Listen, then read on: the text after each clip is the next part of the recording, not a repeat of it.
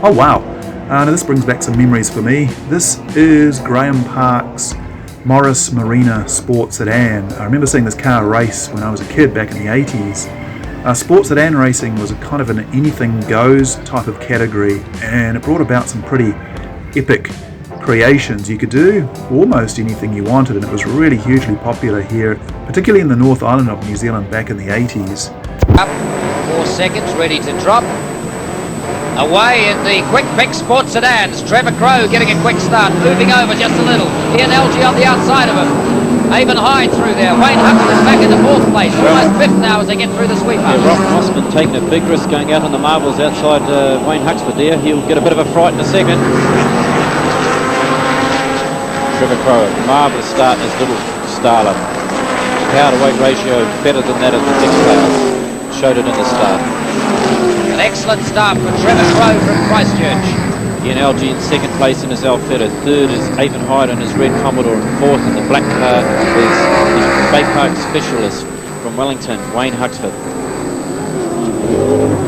Don Gridley getting up there behind Wayne Huxford in his yellow RX-7 as well.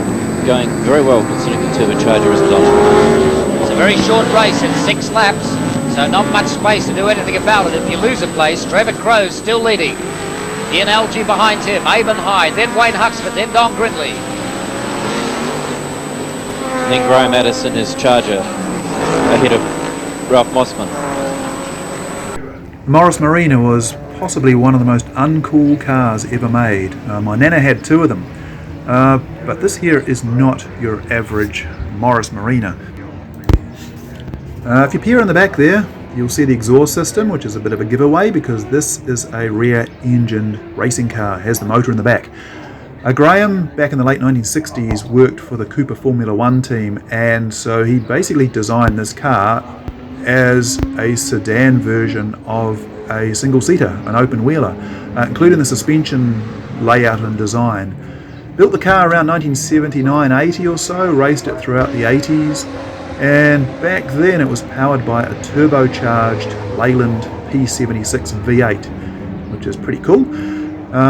He sold the car some years later, but then bought it back again and restored it so that he could go historic racing again with it. But the turbo Leyland is no longer in it. It's now powered by a 4.6 litre Range Rover V8, normally aspirated, just for ease of maintenance.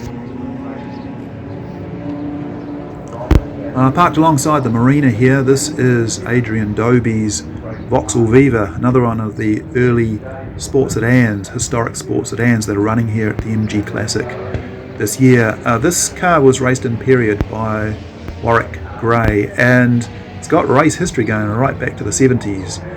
And inside the engine bay here you can see this thing is pretty cool. So it's powered by an inline Holden 6, triple carbs, Duggan head, some really nice gear on this car. I think these might be Halliday wheels, New Zealand made Halliday wheels. The engine on that little Starlet, so he won't be able to start.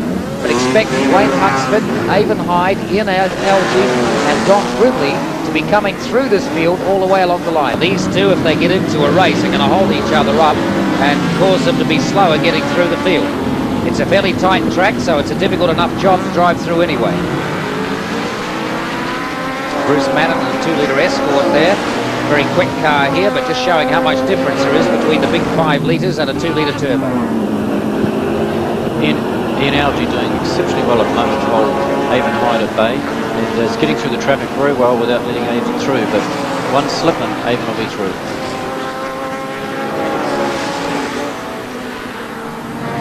That's Warwick Gray in the Silver Viva in the middle, being swallowed up by these 2 big 6-litre grunters. You would think, with this being a rear-engine race car and all, that there would be a Hewland transaxle or similar in the back there, but that's not the case at all. It's actually got a Muncie M22 Rock Crusher GM 4-speed trans in here. There's no drive shaft. The rear end is a Jaguar XJS unit, and the Muncie is connected directly to the XJS diff.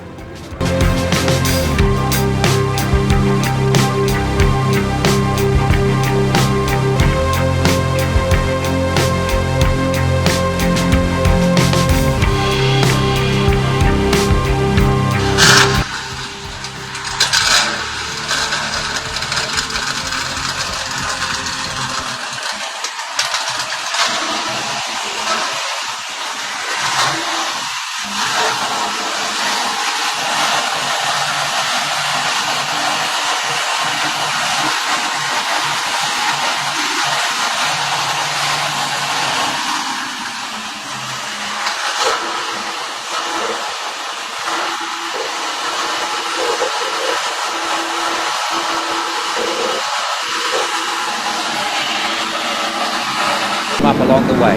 Well, Ian Algie and the red Alfetta on the left there, with Avon Hyde behind him having a tremendous tussle, not more than a car length away from each other the whole way. They haven't had a touch yet as they get through this traffic. It's tremendously close racing. I mean, this is marvellous. Not touching each other, getting through the traffic is not easy. Number 11, and they were just going past Brett Willis. Yes, Avon Hyde managed to get around the outside of Ian Algie as he got held up in the sweeper there. Ian Algie blocked in, unfortunately, and nowhere to go, and now being blocked in by the slow traffic, and Avon Hyde, the Christchurch driver, and his red Commodore getting a bit of a break on him. Very often we don't know who's won these races until it's announced officially afterwards, so don't be surprised if we call it on a provisional basis. Obviously the object of the exercise is for Avon Hyde and Ian Algie to get through and take first and second. A sports sedans were my favourite class of racing back in the 80s when I was a kid, so it's so good to see some of these old cars being resurrected and restored, and brought back out and enjoyed again just as they were intended.